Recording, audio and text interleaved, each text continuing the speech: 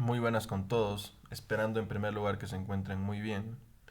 A continuación, vamos a exponer, a explicar y analizar un poco de las capacitaciones de la doctora Oña y el doctor Silva acerca de emprendimiento, movilidad humana y estatus migratorio. Para empezar, vamos a hablar un poco de la capacitación del doctor Silva acerca del emprendimiento, en la cual nos explica en primer lugar que el ejercicio de una actividad económica está sujeto siempre al cumplimiento de formalidades.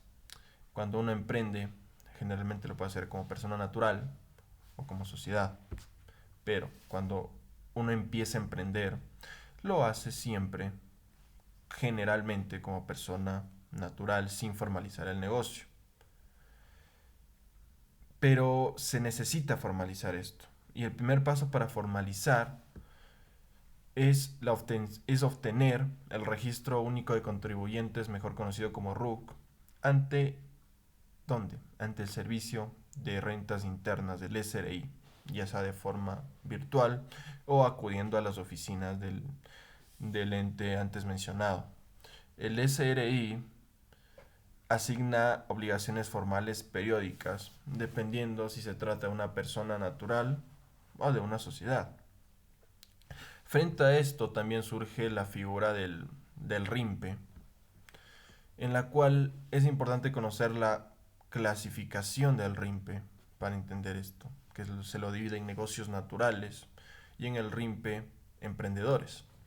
Los negocios naturales son aquellos que básicamente no generan más de $20,000 al año, un aproximado de $1,500 al mes, los cuales no emiten facturas, sino emiten notas de venta.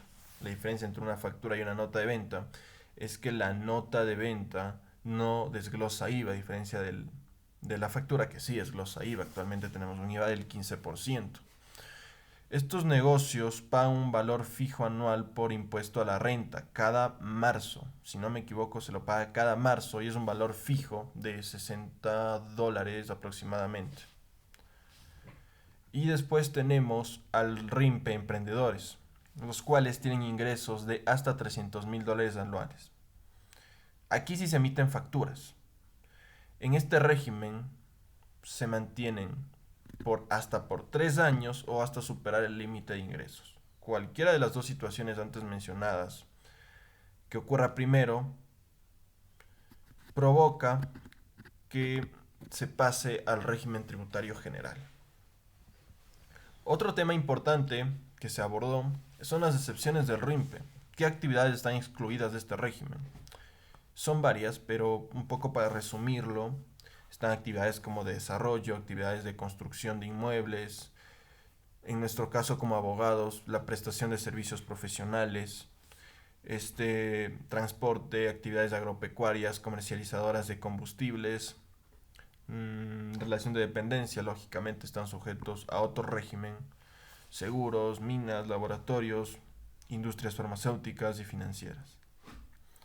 Un punto importante a tener en cuenta es el pago del impuesto de patente municipal. Este impuesto menciona la obligación de pagar anualmente, generalmente en las sociedades. Aparte de todo esto, las sociedades deben pagar adicional al impuesto de patente municipal el impuesto del 1.5 por mil sobre los activos totales. Estos dos impuestos mencionados, mucha gente lo desconoce. Y el punto muy importante es que cuando tu negocio empiece a crecer, empiece a generar más ganancias, lógicamente lo que va a hacer uno como emprendedor es abrir una sucursal. Inicio mi negocio en Quito, quiero abrir una sucursal en Latacunga, en Riobamba, en Ambato, en, en Manabí, por ejemplo. Se aclara que en caso de tener el mismo RUC, se debe pagar el impuesto de patente municipal en cada sucursal donde se ejerza la actividad económica. Si tengo sucursales en 20 ciudades del Ecuador, se debe pagar el impuesto de patente municipal en cada ciudad donde se ejerza la actividad económica. En general, la capacitación me pareció muy completa, muy buena, y no encuentro un tema como tal que se faltó mencionar a profundidad.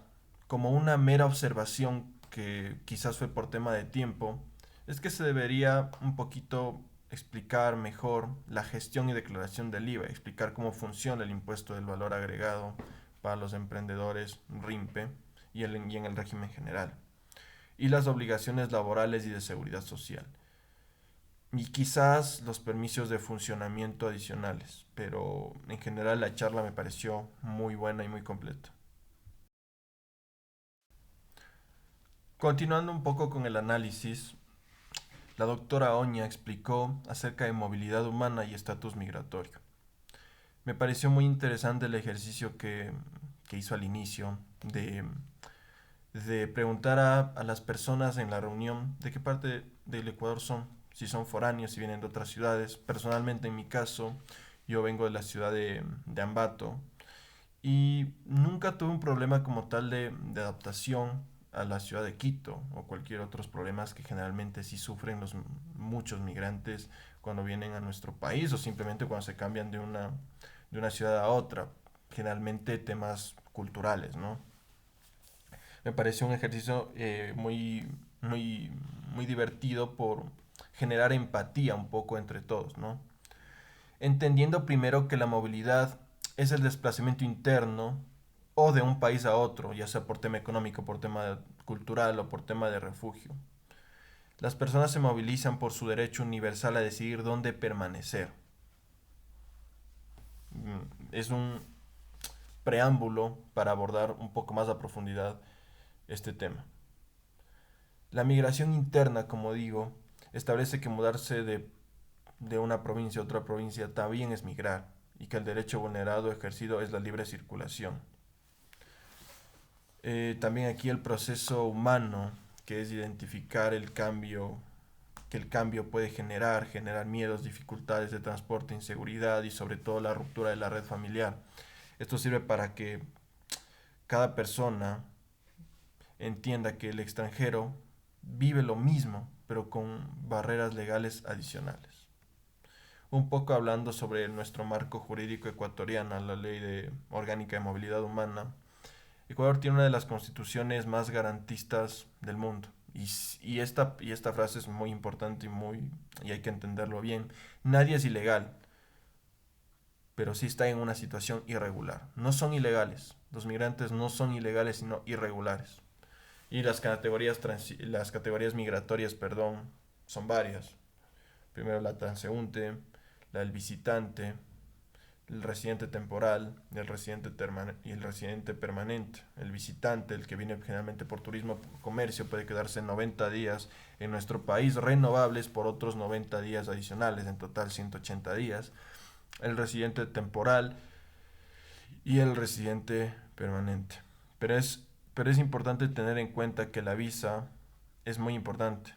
Se define la visa como la potestad discrecional del Estado para decidir quién entra al país o no bajo ciertas condiciones. Pero aquí vamos a hablar un poquito del caso de la población venezolana que atraviesa una crisis importante, generalmente desde el año 2017, que tuvieron que lastimosamente optar por una migración forzada. Una migración que no es por elección, sino por una crisis económica, política y de salud, que enfrentan barreras documentales, la imposibilidad de tener pasaportes o partidas de nacimiento debido al colapso de su propio sistema estatal, lo que condena a miles de venezolanos que acuden a nuestro país por mejorar su situación de vida, pero que lastimosamente se encuentran en una situación irregular. Es importante tomar a consideración que hay muchas personas irregulares que por cualquier situación se les caducó, por ejemplo, se les caducó la visa, nunca cambiaron su condición migratoria, no pudieron renovar o simplemente no tuvieron los recursos para hacer cualquier trámite. En este caso, lastimosamente, tienen que acudir al consulado de su país y tratar de solventar estos problemas, ¿no?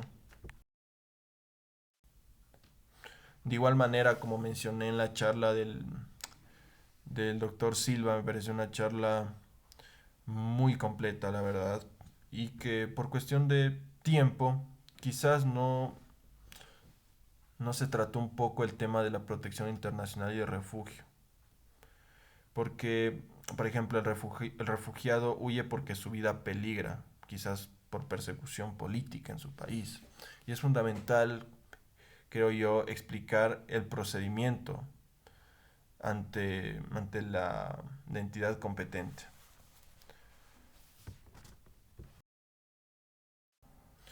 Y bueno, un punto personal que pienso que se debió haber tratado, un punto de vista ético más que todo, es la integración local y lastimosamente el término xenofobia que pueden sufrir las personas al ser migrantes. El cómo asesorar, no solo en lo legal, sino en la inserción social, el discurso de odio y la discriminación en el acceso a servicios públicos. Es muy importante tratarlo, porque muchas personas que vienen a nuestro país lastimosamente son discriminadas. Y si no son ellos, nuestros propios ecuatorianos, nuestros propios compatriotas, cuando tienen lastimosamente la necesidad de emigrar a otro país, sufre estos problemas emocionales que estoy comentando. Entonces es muy importante el asesoramiento desde este punto de vista de asesoramiento emocional para una mejor inserción social en nuestra cultura.